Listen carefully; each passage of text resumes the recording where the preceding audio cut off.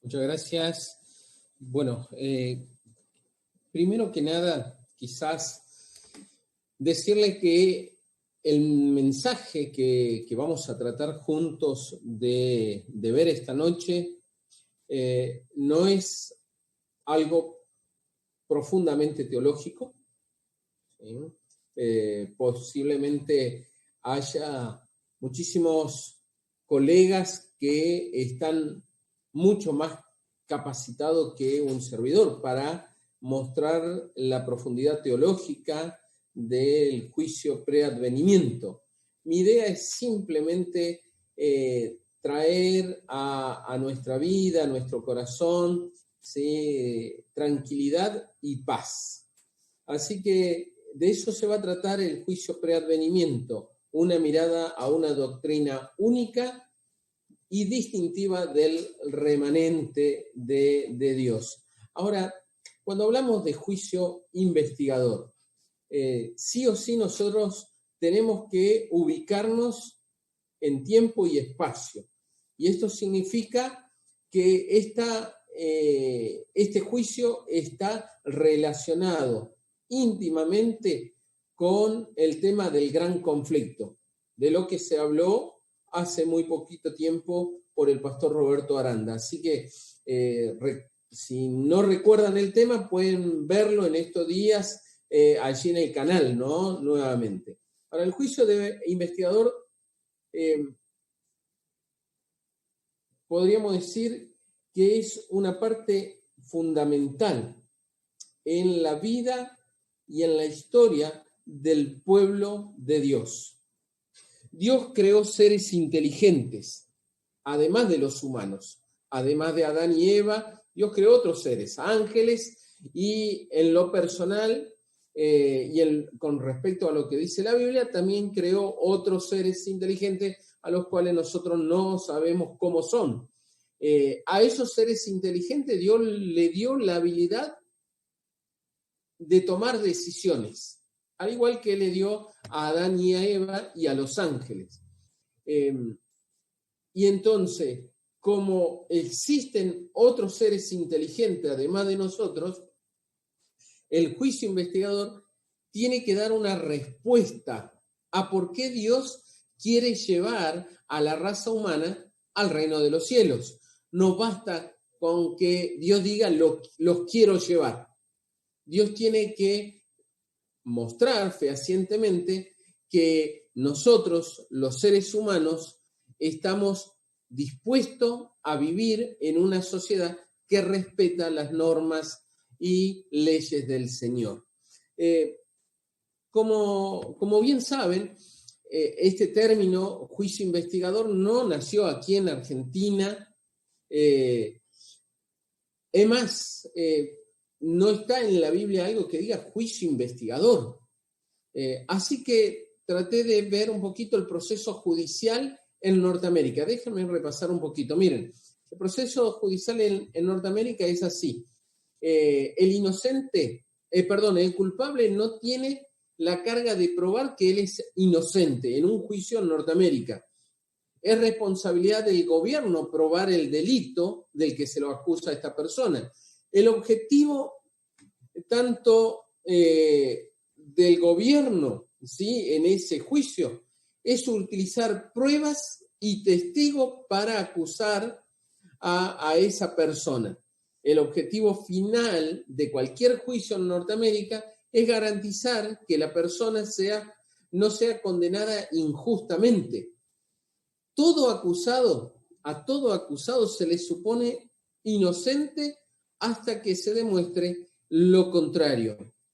Entienden que el acusado nunca tiene que demostrar su inocencia. Así que de eso se trata un juicio en Norteamérica. Cuando un juez se hace cargo, amigos, cuando un juez se hace cargo de un juicio, la misión del juez es la siguiente: facilitar, supervisar que el proceso que ha comenzado va a culminar de forma justa.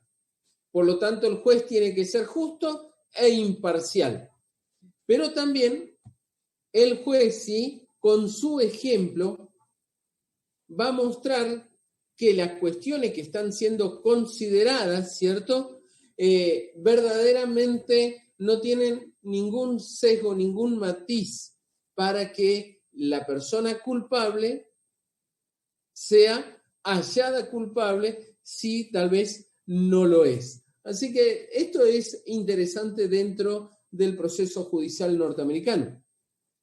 El papel del fiscal en Norteamérica representa él la autoridad judicial del gobierno. Su función, la función del fiscal, es demostrar que el acusado es culpable del delito que se le imputa.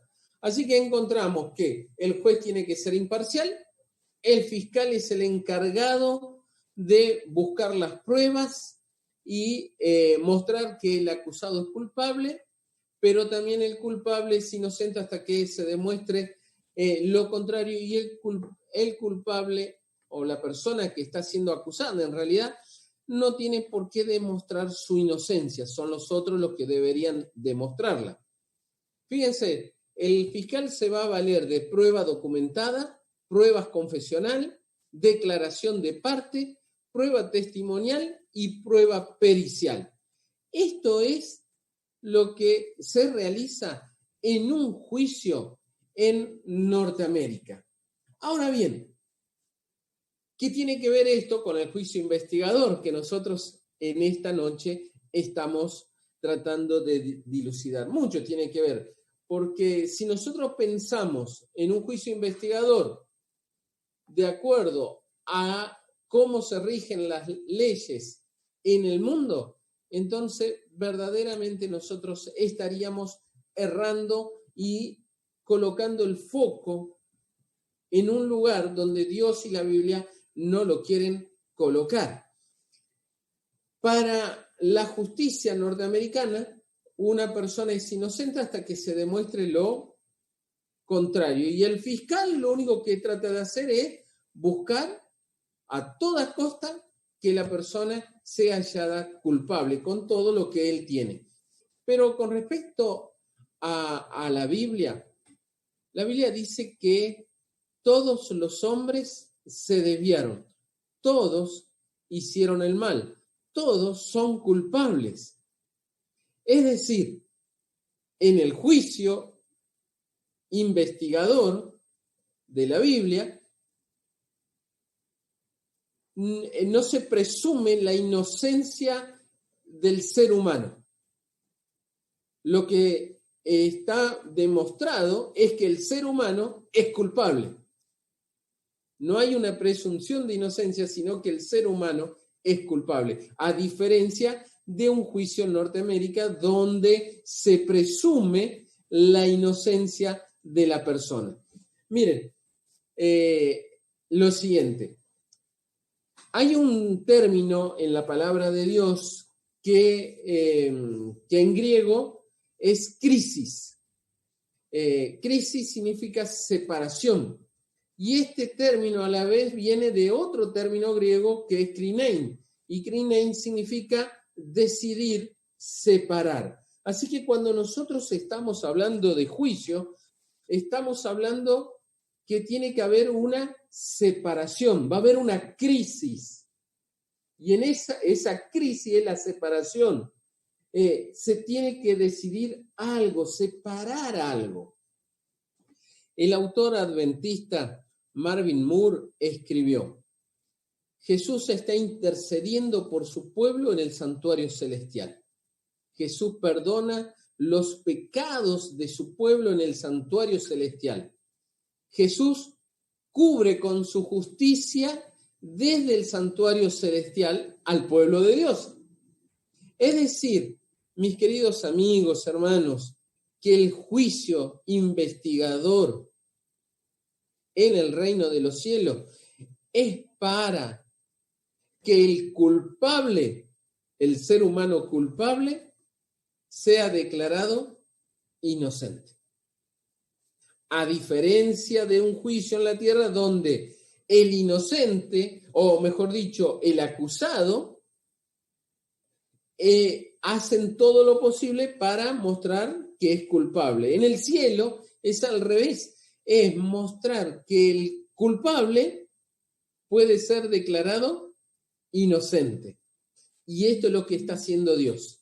Esto es lo que está haciendo Cristo en el juicio investigador. Está demostrando de toda forma que su pueblo merece ir al cielo. Pero por otro lado, dice que Satanás ataca al santuario poniendo en duda el plan de salvación.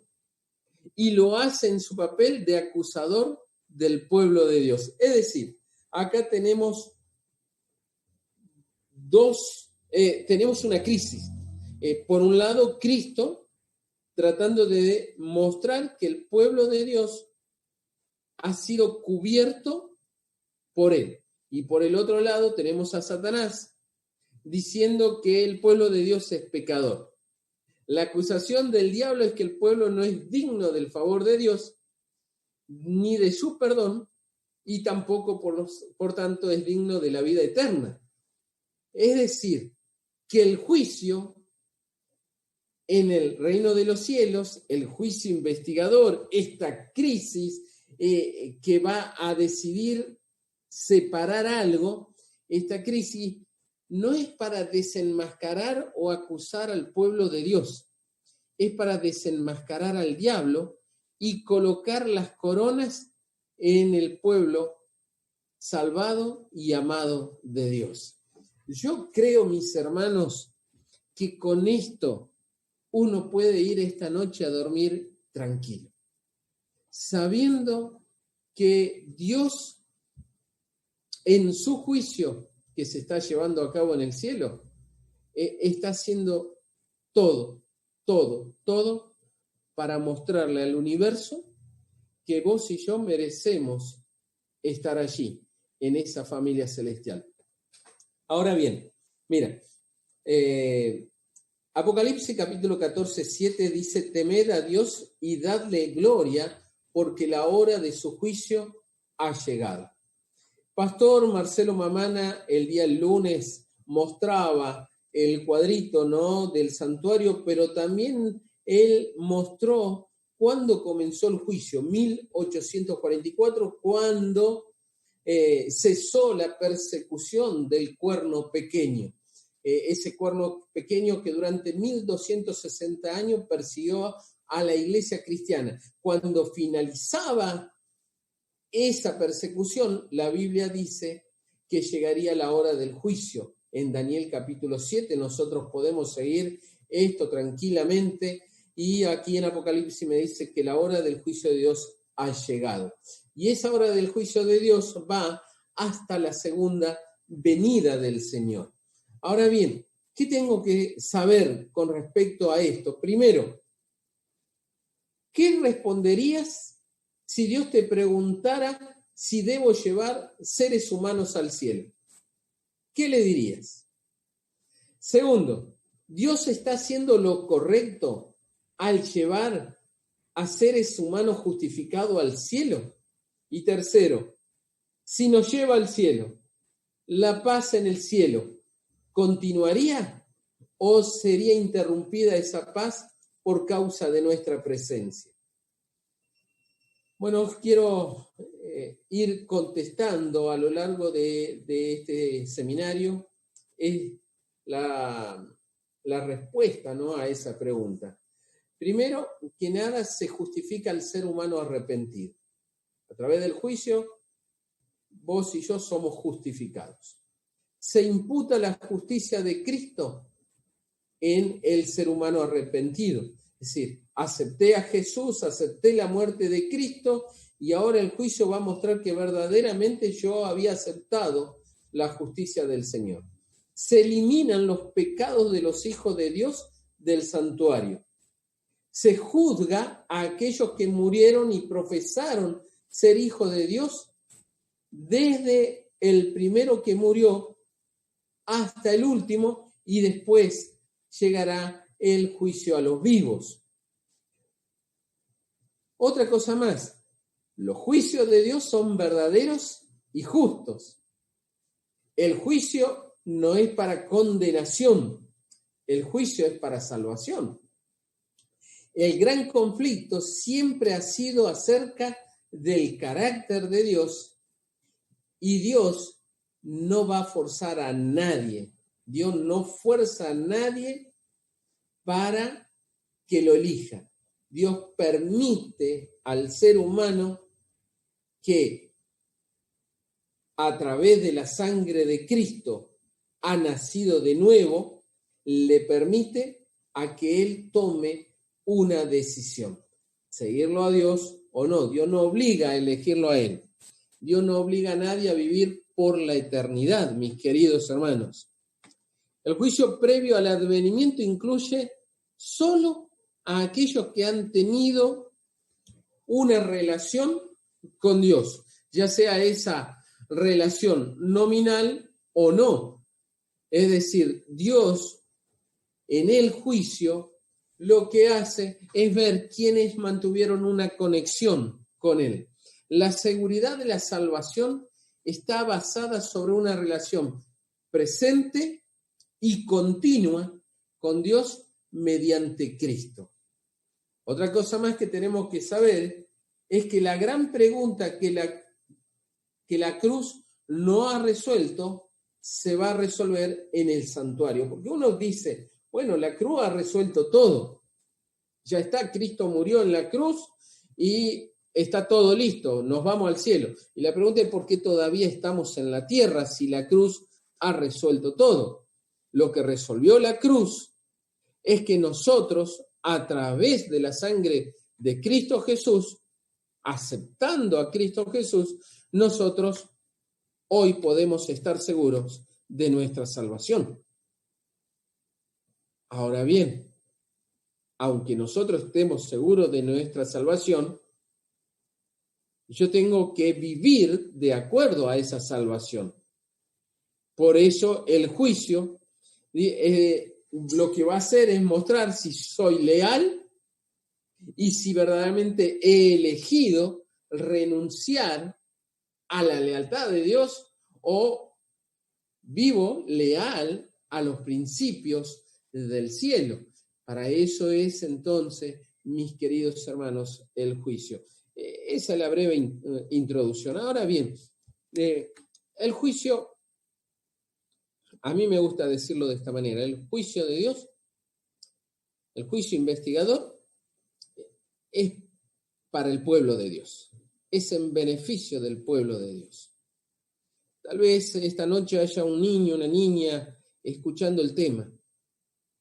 Y entonces el padre o la madre le dijo, hoy vamos a escuchar el tema del juicio investigador. Y cuando uno le dice en juicio, lo primero que viene a la cabeza es que van a acusarme de algo, van a buscar por todos los medios de acusarme. Y yo quiero decirle a ese niño, a esa niña, que no es así. El juicio investigador no es para buscar culpable, el juicio investigador es para mostrarle a los seres inteligentes creados por Dios, a esos ángeles inteligentes creados por Dios, al diablo y a sus seguidores, es para mostrarle que Dios tiene un pueblo aquí en la tierra y que ese pueblo muy pronto va a formar parte de la familia de Dios, de la familia universal de Dios. Así que cuando te vayas a dormir esta noche, duerme tranquilo y en paz. Por eso el salmista dice, en paz me acostaré y así mismo dormiré, porque tú, Señor, me haces dormir confiado. ¿Quiénes son exactamente pueblo de Dios? Bueno, mira, pueblo de Dios son los siguientes, tienen la siguiente característica. Primero, guardan los mandamientos de Dios. Segundo, tienen el testimonio de Jesús. Perseveran en la fe. Son llamados a las bodas del Cordero. Adoran a Dios. Mantienen vivo el espíritu de profecía. Dan gloria a Dios. Creen en la hora del juicio de Dios. Aceptan que la creación es obra divina. El testimonio de la palabra de Dios es muy fuerte en la vida de los así llamados pueblo de Dios. No se rinden ante las presiones mundanales y su nombre forman parte del libro de los libros. Pero hay más todavía, mira, aceptan que la salvación es solo por gracia. No cambiaron nada de la Biblia para beneficio propio. Tienen la seguridad que pertenecen a Dios, según 1 Juan 5:19. Son nacidos en Cristo. Son vencedores. Su mayor anhelo es amar a Dios como Él los ama a ellos. Tienen un abogado para cuando ellos pecan. Viven de manera santa y piadosa, esperando el día prometido. Sus lámparas nunca se encuentran sin aceite. Eso es ser pueblo de Dios. Entonces, a ese pueblo de Dios, Dios le dice, yo me ofrezco de garante por ti. A ese pueblo, Dios dice, yo vine, en el pasado yo iré, ahora ya vino a la humanidad a través de Cristo Jesús. La familia de Dios, esta familia de Dios, esta nueva familia, es por medio de la obra redentora de Cristo. La disposición de la humanidad a reconciliarse con Dios es fundamental. Por fe, este pueblo de Dios tenía que caminar en forma permanente, según allí lo que vemos en Génesis 5:24. Y también la nueva familia debe mantener compañerismo y una manera distinta de vida, hermanos. Qué lindo es ver esto, porque cuando hablamos del juicio investigador, siempre vemos todo lo que tiene que ver con números. Y quizás muy pocas veces lo vemos relacionado que el juicio investigador tiene que ver con un pueblo que ama y que se dispone a servir a Dios porque Dios se ofreció de garante por ellos. Así que si vos tenés todas estas características en tu vida, tenés que saber algo. Tenés que saber que el juicio es a tu favor. No es en contra tuyo, es a favor tuyo. Vamos a ver algo más. El pueblo de Dios representado por Abraham. Mira, el pueblo de Dios a lo largo de la historia. Ese pueblo debía permanecer fiel al pacto, tenía que ser diferente a otra sociedad, tenían que marcar la diferencia, eran los representantes escogidos por Dios y glorificarían a Dios y serían sus testigos. Esto está bueno, esto está muy bueno porque muchas veces nosotros decimos somos el remanente de Dios de los últimos tiempos. Bueno, a lo largo de la historia de la humanidad, Dios siempre ha tenido remanente, porque el remanente es el pueblo de Dios que tenía todas esas características que vimos antes. Pero resumiendo esas características, ese pueblo de Dios permanece fiel al pacto, es diferente a otros que vivan en esta sociedad, marcan una diferencia, representan cabalmente a Dios y glorifican a Dios y son testigos del Señor. Y entonces Éxodo 6:7, a ese pueblo en tiempo de Abraham y a lo largo de la historia, Dios ha dicho, haré de ustedes mi pueblo y yo seré su Dios. Haré de ustedes mi pueblo. Qué lindo, mis queridos hermanos, ser pueblo del Señor, ¿no? Eso es bonito, eso es hermoso. Y ese pueblo tiene acceso al tabernáculo de Dios para adorarlo y contemplar el plan de salvación. Cualquier otra persona que no entienda lo que es ser pueblo de Dios, que no tenga las características que he venido describiendo, no va a encontrar en el santuario nada. Solamente verá oscuridad. ¿Y por qué verá oscuridad? Porque no están dispuestos a adorar a Dios, no están dispuestos a jugarse por Dios y no están dispuestos verdaderamente a ser siervos de Dios. Por eso el pueblo de Dios tiene acceso al tabernáculo y allí no solamente lo adora, sino que contempla la hermosura del plan de salvación. Ese pueblo son personas que por gracia son libres para poder elegir asumiendo las consecuencias de dicha elección, para bien o para mal. Y tiene dos características esenciales ese pueblo, que resume todo. Ama a Dios sobre todas las cosas y ama a su prójimo como a sí mismo. Para este pueblo que está en proceso judicial, Dios es el centro mismo de su existencia. Para este pueblo, ellos son perfectos entre los hombres de su tiempo. Génesis 9:21 dice que Dios encontró a Noé, varón perfecto entre todos los que estaban en aquel tiempo.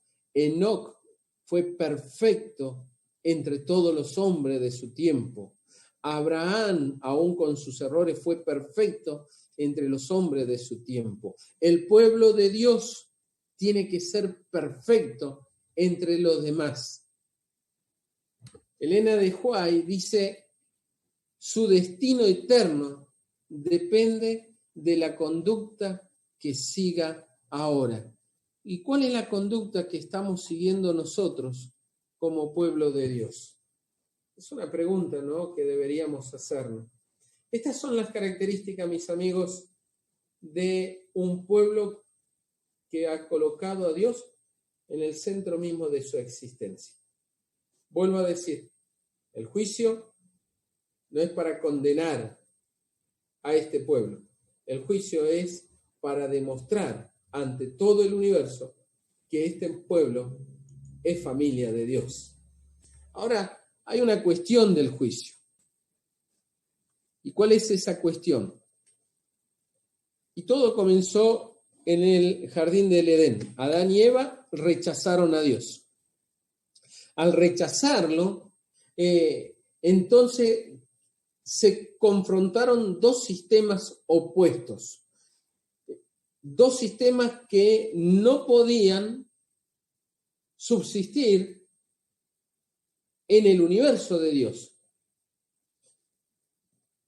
Al rechazar a Adán y Eva a Dios, entonces Dios se queda sin pueblo por causa del pecado, sin pueblo que lo represente aquí en la tierra. Dios busca un pueblo que lo representara y entonces por eso Dios toma la iniciativa. Y la iniciativa la vemos en Génesis capítulo 3, verso 15, cuando Dios cubre a Adán y a Eva. Los cubre, pero con el ropaje, con las pieles de un animal que murió para que el pecado de estos pudiese ser cubierto. Es decir, Cristo muere, el Cordero de Dios que quita el pecado del mundo muere para que haya un pueblo en la tierra que pueda representar cabalmente a Dios. Y Dios le da a la humanidad, a través de ese sacrificio, una alternativa. En vez de condenar al pecador, Dios le da la alternativa al pecador para poder ser salvo. Allí nosotros encontramos algunos versículos bíblicos. Castigaré al mundo por su maldad y a los impíos por su iniquidad, dice el Señor. Hay de lo que llaman a lo malo bueno y a lo bueno malo.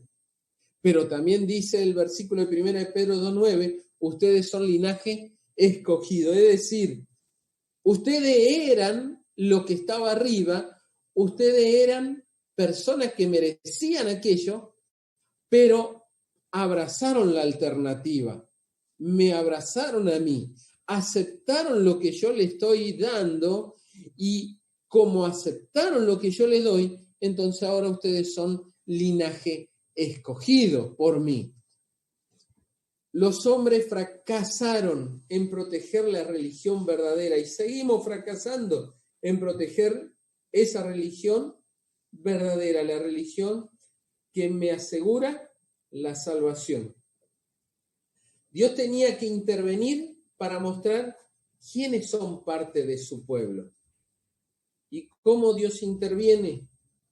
Haciendo esto a través de sus testigos. Dios jamás ha dejado al mundo sin testigos. Dios interviene. Dice, si el mundo quedara sin testigos, ¿quién puede mostrarle entonces a los pecadores que hay posibilidad de salvación? Entonces Dios nunca deja al mundo sin un testigo. Pero esos testigos son aquellos que aceptan el plan de salvación de Dios. Y acá viene otra pregunta, ¿no? ¿Vos sos adventista del séptimo día o sos de alguna otra denominación religiosa y en algún momento de tu vida aceptaste a Cristo Jesús? O tal vez estás mirando este video y nunca lo aceptaste. Ahora, vos sos testigo de Dios. Sos testigo del Señor. Sos testigo de lo que Dios puede hacer por un pecador arrepentido. Y qué lindo, mis hermanos, es saber que Dios permite que yo sea testigo de Él. Pero ojo, la Biblia dice que un día Dios va a rugir por su pueblo. Yo había puesto, Dios rugirá como león. Dios ha de rugir por su pueblo de una manera extraordinaria. Esto dice el Salmo 53 al 4, dice, vendrá nuestro Dios y no callará, fuego consumirá delante de él y tempestad poderosa le rodeará. Convocará los cielos de arriba y la tierra para juzgar a su pueblo. Dios viene a juzgar a su pueblo. Pero pastor, no dijo que no va a juzgar. No, yo dije que Dios va a juzgar, pero no para condenar, sino para salvar a su pueblo. Y el verso siguiente, mira, Joel 3:16, Jehová rugirá desde Sión, y Jehová será la esperanza de su pueblo. Maravilloso, mi Dios. Bendito sea el Señor. Que Él rugirá en favor de los hijos de Él. Y mi esperanza está en Dios, en ese Dios que ruge por nosotros. ¿Y por qué ha de rugir? Porque hay otro león que está rugiendo. Entonces Dios va a rugir mucho más fuerte que ese león llamado Diablo y Satanás, mucho más fuerte. Y el apóstol Pablo dice, y a vosotros que sois atribulados, daros reposo con nosotros cuando se manifieste el Señor Jesús desde el cielo con los ángeles de su poder en llama de fuego. Ahí Pablo está hablando de la segunda venida, pero mira lo que dice después, para dar retribución a los que no conocieron a Dios ni obedecen el evangelio de nuestro Señor Jesucristo. Es decir, cuando el Señor venga por segunda vez, viene para retribuir a aquellos que no obedecieron el evangelio del Señor Jesús. Es decir, no viene para hacer un juicio, viene para pagar, viene para decirles que ellos son culpables de no haber sido testigos del Señor. Algo más con respecto a lo que venimos hablando. Mira, la obra del juicio investigador y el acto de borrar los pecados deben realizarse antes del segundo advenimiento de Jesús. No pueden ser después, tienen que ser antes, por lo que acabo de decir. Por eso el apóstol Pedro dice, así que arrepentíos y convertíos, para que sean borrados vuestros pecados, para que vengan delante de la presencia del Señor tiempos de refrigerio. ¿Cuándo me voy a arrepentir? ¿Cuándo me voy a convertir? Ahora.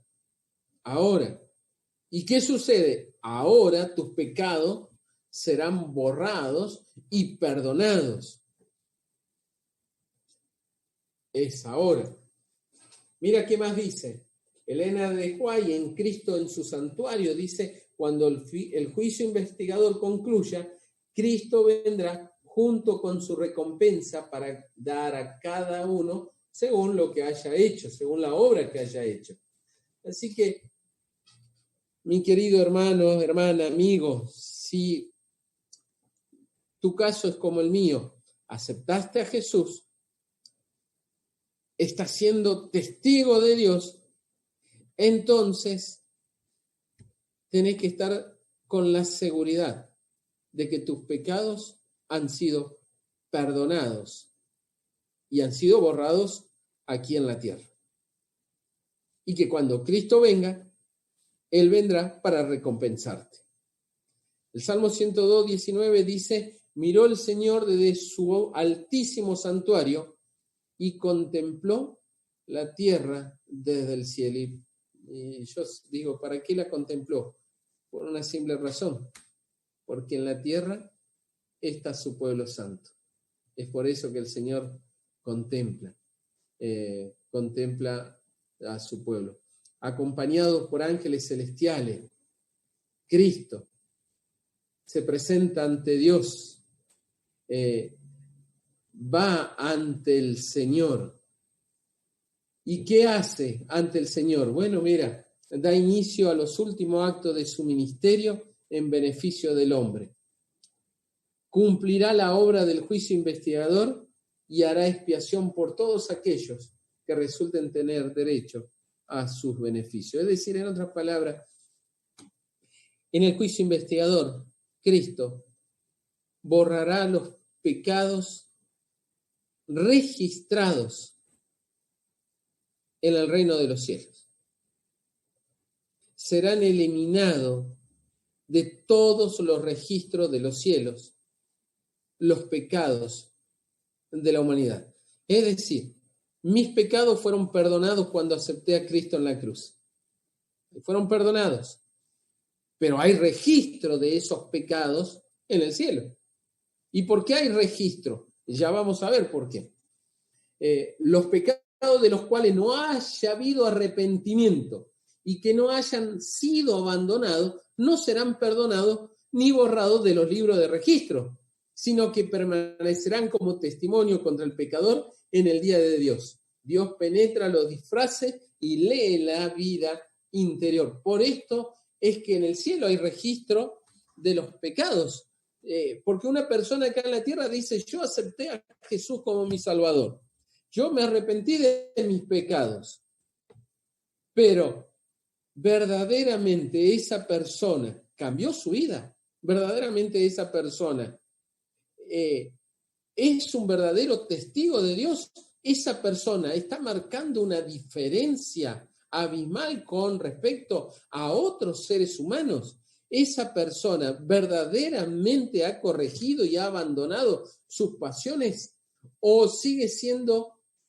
igual que era antes, solamente que ahora dice, yo acepté a Jesús. Por esa razón, los pecados de los cuales no haya habido arrepentimiento y que no hayan sido abandonados, no serán perdonados ni borrados de los registros de los cielos. Hay una historia que nos puede ayudar a nosotros a entender esto. Mira, es la historia de María, Aarón, que hablaron contra Moisés. Nosotros vemos esa historia en número 12:1. Hablan en contra de Moisés. Pero el siguiente versículo dice que Jehová los oyó hablar contra su siervo. El siguiente paso que Dios da es convocar una reunión en el tabernáculo de reunión. Es decir, María y Aarón habían aceptado la salvación por gracia. María y Aarón habían sido, por así decir, bautizados porque pasaron por entre las aguas. María y Aarón supuestamente ahora tenían una vida nueva, pero María y Aarón seguían teniendo un problema. Y el problema era que ponían chismes ante el pueblo contra Moisés o la esposa de Moisés. Y Dios oye. Y una vez que Dios oye, Dios convoca. Y una vez que Dios convoca, dice que Dios descendió al tabernáculo de reunión para investigar lo que estaba sucediendo. Y dice que Dios le dijo, no tuvisteis temor contra mi siervo. Entonces, después de eso viene una sentencia. La ira de Dios se enciende contra Aarón y María. Y en el verso 10 nosotros encontramos que María recibe la sentencia, queda leprosa, pero Aarón es perdonado. ¿Y por qué uno quedó leproso y el otro no? La razón fue que Aarón confesó su pecado y María no. Una vez concluido el juicio, dice que Dios abandonó el tabernáculo. Es decir, como vemos en esta historia, mis queridos hermanos, en el juicio hubo perdón para Aarón y castigo para María. Perdón para el que confiesa, castigo para aquel que esconde su pecado, castigo para aquel que no quiere cambiar su vida. Esto también lo vemos nosotros en la historia del jardín del Edén. Dios interviene para dictar una sentencia con respecto a Adán, a la serpiente y a Eva. En la conducta de Abel y Caín, Dios también da una sentencia. Elena de White, hablando de esto, dice que Caín abrigaba sentimientos de rebelión contra Dios. Pero a pesar de que Dios da una sentencia, si ustedes miran la historia de lo que sucedió en el capítulo 4, van a encontrar que Dios da una sentencia, pero también hay misericordia y amor de parte de Dios para con el pecador. No van a encontrar nunca, jamás, que Dios da una sentencia con odio, con bronca. Siempre que Dios da una sentencia de juicio, siempre hay misericordia y hay amor. En los días de Noé, Dios dijo, no va a contender mi espíritu con el del hombre, pero esperó 120 años antes de dar la sentencia. Elena de White escribió, la iniquidad de los hombres había llegado a tal grado que su destrucción quedó concretada a medida que pasaban los años, crecía más y más la ola de culpabilidad.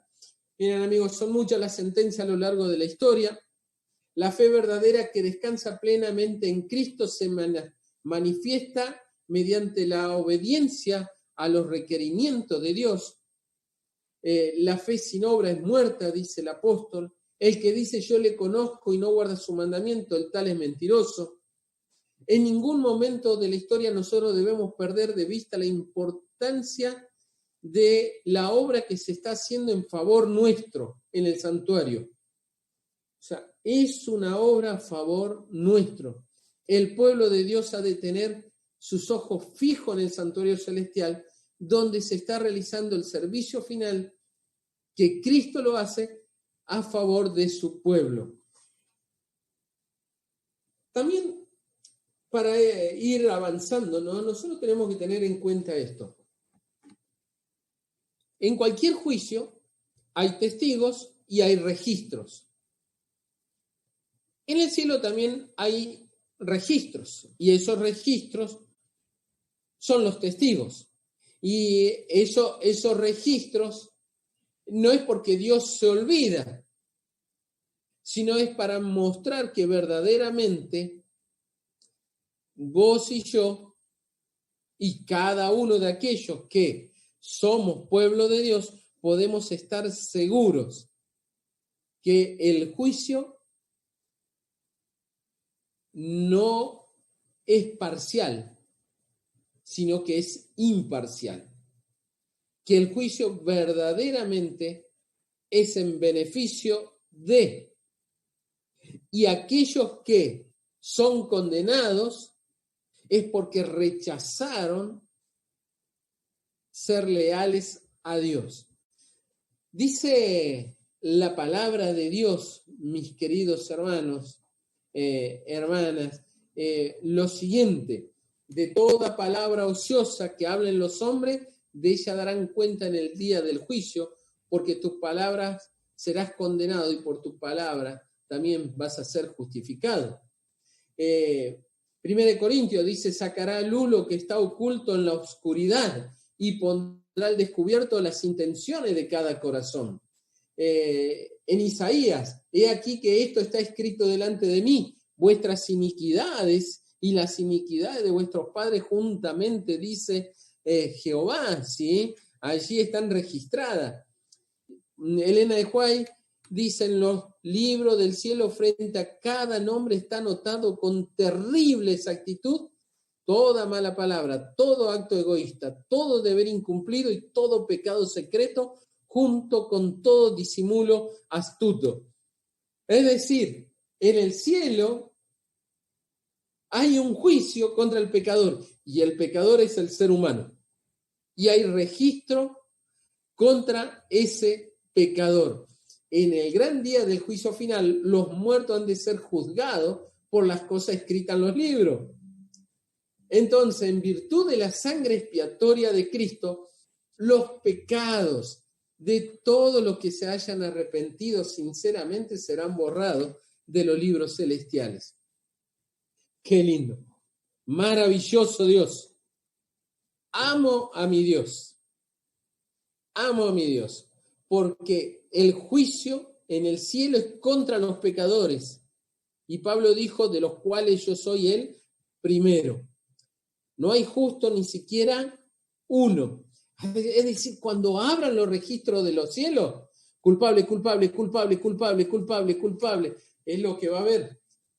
Pero dice que en virtud de la sangre de Cristo, los pecados de todos los que se hayan arrepentido sinceramente serán borrados. Y entonces, mis hermanos, mis amigos, nosotros podemos ver, ¿sí?, que en el gran día del juicio final y del juicio investigador, los únicos casos considerados son los de quienes profesaron ser pueblo de Dios.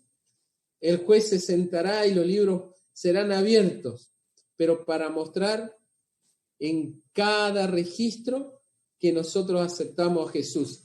El libro de la vida contendrá los nombres escritos de aquellos que alguna vez entraron al servicio de Dios, pero habrá libro de memoria, habrá libro de mis andanzas, y Dios traerá todo a juicio.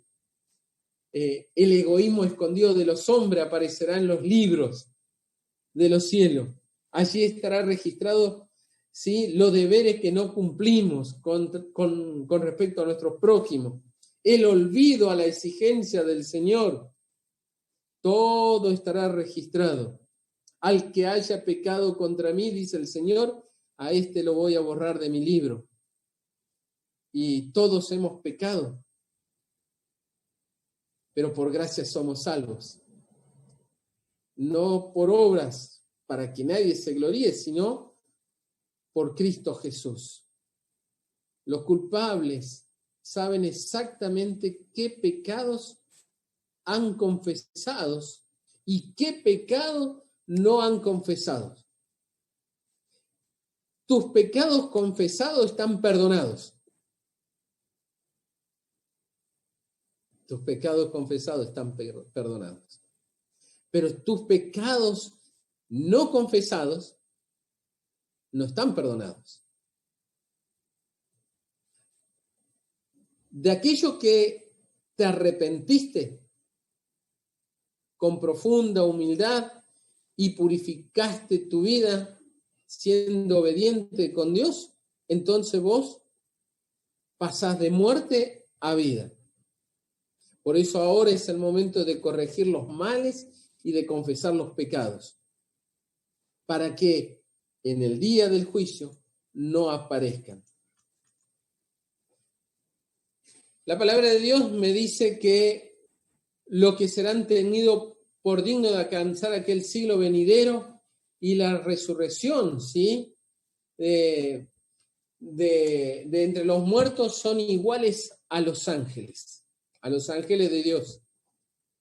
Es decir, que el pueblo de Dios tiene que parecerse a los ángeles de Dios. A cualquiera, pues, que me confiese delante de los hombres, yo también le voy a confesar delante de mi Padre. En otras palabras, mis queridos hermanos, no basta con decir soy, porque los demonios también creen y tiemblan. Es vivir una vida de obediencia a Cristo. Es haber aceptado la cruz, es haber aceptado los mandamientos y es estar seguros de mi salvación. Por lo que Cristo hizo en la cruz, estoy seguro de mi salvación. Y esa seguridad me hace vivir en obediencia continua. La palabra de Dios dice, Jehová está en su santo templo. Jehová tiene en el cielo su trono y sus ojos observan. Sus párpados examinan a los hijos de los hombres y prueba si estos son justos. Ojalá el Dios, cuando me mire a mí, diga, Antonio es justo. Pero cuando Dios diga Antonio es justo, al lado aparezca lo siguiente, Antonio es justo por la sangre de Cristo Jesús. Dice la palabra de Dios, yo soy aquel que borra tus rebeliones a causa de mí mismo. Por tanto, no me voy a acordar más de tus pecados. Los ángeles en el cielo, a veces decimos los ángeles están como testigos y otras veces decimos los ángeles en el cielo forman parte, ¿no? Como aquí del jurado. En realidad los ángeles, a mi vista, no están ni como testigos ni como jurado. A mi vista los ángeles están allí para recordar, ¿no? Que ese pecador un día se arrepintió y que ese pecador aceptó a Jesús y que ese pecador vivió en obediencia continua a Cristo. El ángel no está para decirle, Señor, mira, fulano es pecador. No, no está para eso. El ángel está para justamente ayudarnos a nosotros.